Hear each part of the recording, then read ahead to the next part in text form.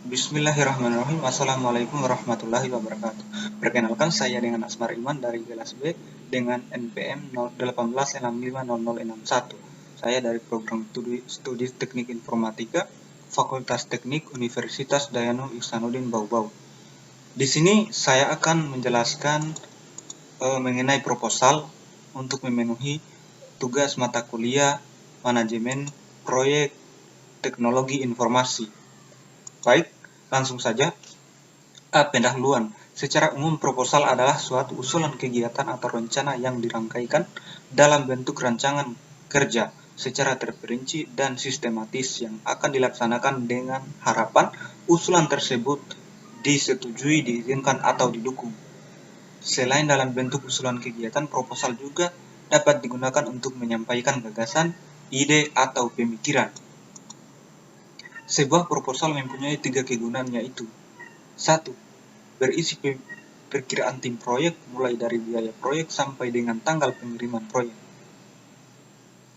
2. Untuk proyek eksternal, dokumen hukum formal menunjukkan outline tim proyek untuk memberikan pelayanan yang diperlukan.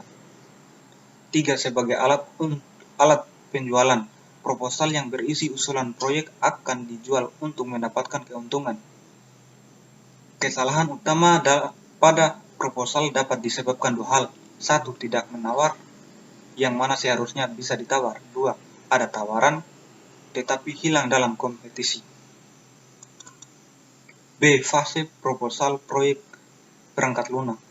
Ada 2 fase proposal, yaitu 1. Fase analisis. Sebagian kecil proyek usulkan untuk dikerjakan dalam proposal analisis. 2. Setelah analisis dikerjakan, usulkan sisanya dibangun dalam proposal pengembangan atau development proposal. C. Contoh garis besar proposal. Ringkasan bisnis. Berikan pengantar singkat, maksimal 1-2 halaman yang merangkum tantangan, solusi, dan pendekatan yang Anda ambil untuk pemangku kepentingan proyek. Pemahaman kami.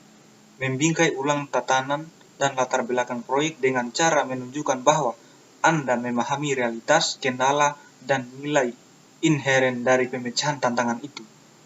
Rencana proyek dan tonggak penting. Tujuan bahwa Anda memiliki rencana proyek dan kerangka waktu yang realistis untuk menyelesaikan pekerjaan dalam konteks bisnis pembeli Anda. Jelas tentang kapan Anda akan terlibat dengan pemangku kepentingan dan tonggak penting di sepanjang jalan. Anggota tim yang diusulkan. Buktikan bahwa Anda memiliki orang-orang yang memenuhi syarat untuk melakukan pekerjaan itu, dan jelaskan apa yang disumbangkan oleh setiap anggota tim proyek untuk keberhasilan proyek. Biaya proyek. Menyediakan biaya untuk memberikan hasil yang diinginkan. Harga Anda harus mencakup biaya layanan, biaya tambahan, kontingensi, dan pajak jika berlaku. Jika memungkinkan, jelaskan hal ini dalam konteks nilai. Apa yang akan diperoleh pembeli Anda dalam hal hasil dan dampak. Informasi suplemen. Berikan informasi tambahan sebagai lampiran. Mungkin juga akan ada elemen lain yang diperlukan yang khusus untuk proposal yang Anda buat, terutama jika Anda menanggapi permintaan proposal yang kompetitif. Selain menceritakan kisah yang bagus, penting untuk mengetahui persyaratan dan mengajukan proposal yang sesuai dengannya.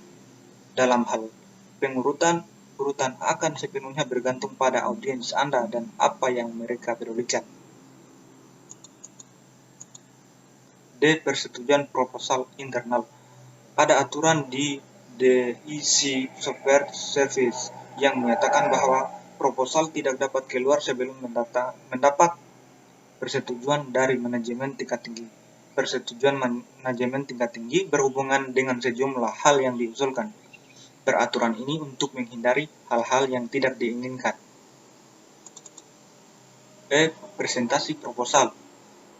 Selalu siapkan presentasi. Siapkan dan buatlah jadwal semua peralatan yang dibutuhkan seperti transparansi, proyektor layar, sebuah terminal, dan modem untuk berhubungan ke dalam sistem yang mirip dengan yang Anda usulkan. Buatlah presentasi di dalam ruangan yang tepat menurut Anda, di mana menurut pandangan user akan lebih dapat diterima. Langkah-langkah presentasi. Buatlah ucapan pembuka, perkenalkan tiap peserta, dan nyatakan tujuan pertemuan tersebut. Perkenalkan proposal Anda secara garis besar. Bagikan proposal Anda, beri waktu pada tiap peserta untuk membaca proposal, kemudian beri penekanan utama di setiap bagian yang penting. Sarankan user untuk membeli secepatnya. F. Kesimpulan untuk proposal. Penulisan proposal mempresentasikannya merupakan sebuah seni. Anda mungkin beruntung dan tidak harus membuat proposal. Jangan membuat proposal asal jadi, utamakan kualitas bukan kuantitas. Jangan janjikan sesuatu yang tidak diminta oleh klien. Kemudian, rencanakan memberi solusi untuk semua masalah. Dan yang terakhir yaitu, untuk sebuah proyek eksternal, sebuah proposal adalah kumpulan dokumen yang sah. Hal ini seharusnya dibuat sebaik mungkin seperti untuk proyek di dalam yang resmi dibuat seperti jika melakukan kontrak eksternal. Baik, itu saja yang dapat saya sampaikan mengenai proposal. Wassalamualaikum warahmatullahi wabarakatuh.